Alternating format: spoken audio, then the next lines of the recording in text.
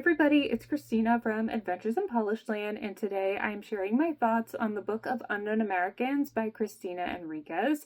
I read this for the American Lit Reading Challenge for a book set in Delaware, and this one is following immigrants to the United States from a variety of other countries, primarily Mexico and Panama, but we visit immigrants from several other Latin American and South American countries as well. The book is written from several first-person perspectives. There are two primary perspectives and then others that are interspersed throughout the story.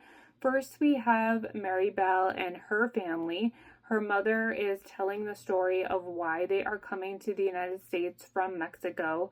Her daughter Maribel is a teenager who suffered a traumatic brain injury in an accident, and they are hoping that by coming to the United States, she will get better education and better medical care, because right now she has a lot of issues with her memory. She is struggling to relearn a lot of daily tasks, and she really needs better schooling with more care from her teachers.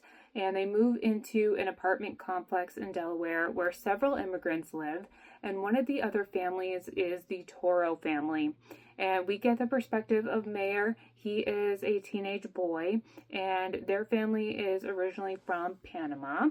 Mayor meets Maribel and her mother in a Dollar Tree, and he is instantly intrigued with her. He finds himself attracted to her, he wants to get to know her better, and over the course of the story, the two begin an unlikely friendship that develops into something more. Throughout the course of the novel, we also get many first-person stories from the other people who live in their apartment complex. They come from a lot of different Spanish-speaking nations, and we learn their stories of why they came to the United States.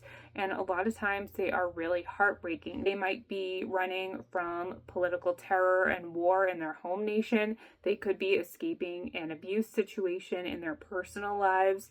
They could just be seeking a better job, better stability elsewhere. There are so many reasons why people would leave their home and come to the United States, even if they know it's not going to be a perfectly safe home for them here or one where they can flourish financially. They still have hope and they still come here for one reason or another. And for me, it was these chapters that were so powerful, because with so much going on in our country today with immigration, I think this book is so important. It really makes you a more empathetic person, because I think, unfortunately, a lot of people look down on immigrants when really we are a country of immigrants. And you have to remember that these are everyday people just like you and me, who have their struggles, who have a want to make a better life for themselves and a better community for everyone else. And this is one of those books that really kind of put a fire under me and wanted me to hand this book out to as many people as I could. And I think what's so great about this book, not only with the story, is with the writing, because the writing is pretty basic. It's very easy to understand. It was a pretty quick read, and therefore I think it's approachable for almost anyone. I think this book could definitely be studied in high schools, and I think this is one that if you have someone in your life who maybe is a bit closed off to immigrants, this is a great opportunity to say, hey, read this book and let me know at the end if you feel the same way. This book also reminded me a bit of the musical The Light in the Piazza. We never hear from Maribel directly, and because of that, we don't exactly know what's going on in her head. We know she has memory issues. We know she is relearning a lot of things. And for me, I wasn't sure if she was able to fully consent to her relationship with Mayor, because he does put a little bit of pressure on her, which made me uncomfortable at times. And I wasn't sure if she understood what was going on fully and if she was okay with it. I think that was a really interesting choice by the author to make her someone we can only look at from the outside and not read her thoughts in her head. This book also does not hold back when it comes to its shocking moments. There is an overall tone for the majority of the book until you get to the end, and it's quite in your face and out there. And at first I wanted to be like, why did you do this to the author? Why did you put in this event? But when I stepped back and thought about it, I thought, you know what? This is probably more realistic than I would like it to be, so I can appreciate her for going there and pushing the envelope in a way, because it made me as the reader think about how immigrants on a day-to-day basis are probably facing these issues, and I don't even have an awareness of them for the most part. So as you can tell from my thoughts throughout this video, I highly recommend the Book of Unknown Americans.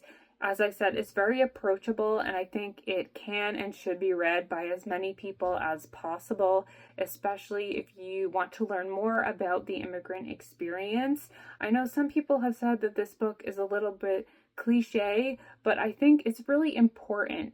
And I think today, when people are being arrested just for looking differently or speaking a different language, it is so important to remember that we are all humans, and whether or not you are here legally, or you let your visa lapse for whatever reason, or you came here illegally to try to build a better life for yourself, that doesn't mean you should be treated as anything less than a human being.